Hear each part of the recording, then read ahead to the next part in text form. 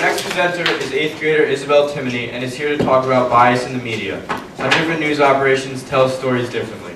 Give it up for Isabelle.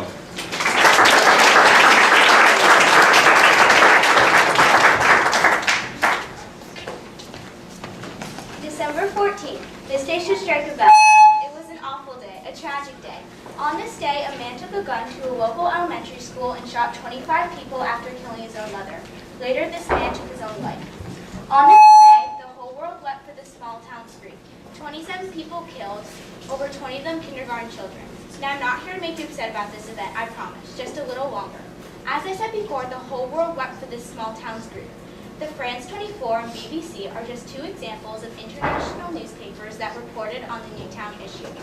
If a shooting were to happen outside of this country, though, the chances of it being reported in America would be quite low unless it somehow affected us.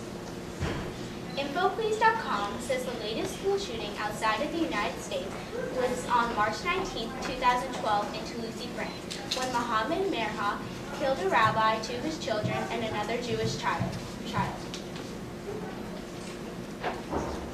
Many Americans were ignorant to this event's existence due to the fact that no Americans were harmed. Now, before I start my speech, let me give you a little background. Media bias is the bias or perceived biases of journalists and news producers within the mass media of production who selectively choose what to report. Let me go back a little further. My name is Isabelle Timoney, and I'm in the 8th grade. I've always been intrigued by the news and what they report on, but this first story really inspired me to do this talk. Has anybody ever listened to This American Life? Well, it's an online radio station that Mr. Wallach introduced me to. He told me to listen to one of their reports where they reported on everything that happened in the week. Not just the stories that you've probably heard on the popular news, unique stories. There's a story about a man who was negotiating with kidnappers who had taken two of his employees hostage. Also, there is another story about a tsunami in the Philippines, a heartbreaking one. Death toll that double the amount in Hurricane Sandy, and I never even heard of either of these stories. Americans always think the rest of the world is fine, just fine. But as I proved before, it's not. Other countries think of Americans as dumb people.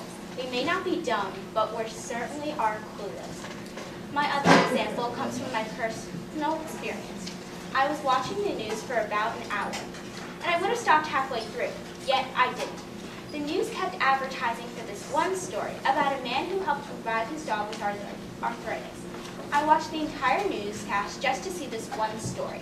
I didn't think much of it then, but now when I look back at it, I think, why did this story get the most attention out of a 2-hour newscast? There are other stories much more important than this that should have gotten more advertising. Well, if they gave more advertising to something that happened maybe in the Middle East, most audiences would change the channel. Instead, it was something that kept the interest of audiences.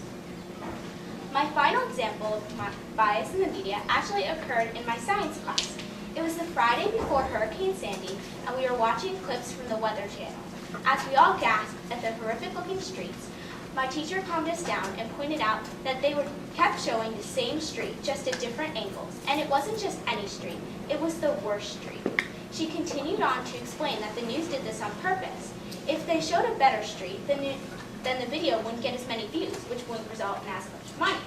Therefore, they showed the worst street, which would result in more views, and therefore result in more money. Now you may be thinking to yourself, okay, so she has a couple examples, but I'm seeing some evidence. I conducted an experiment for 2 weeks comparing multiple international newspapers, hoping to see a cross-section of news reports. On my first day of research, the NewYorkTimes.com top story was about an Argentinian soccer player. Meanwhile, the BBC's top story was about Michigan and how they were passing anti-union laws. I mean, shouldn't the New York Times' top story been about Michigan and anti-union laws? It's much more important than an Argentinian soccer player. But the New York Times is well aware of what audience they're attracting. They're attracting Americans, and Americans want to learn about things that entertain or directly affect them. Also, I learned about how France was trying to solve their crisis. What crisis?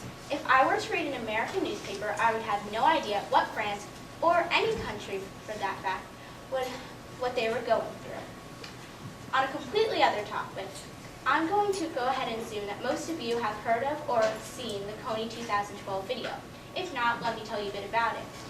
If you were to walk down the halls of Summit Middle School last year, all you would hear is Coney 2012 this, Coney 2012 that.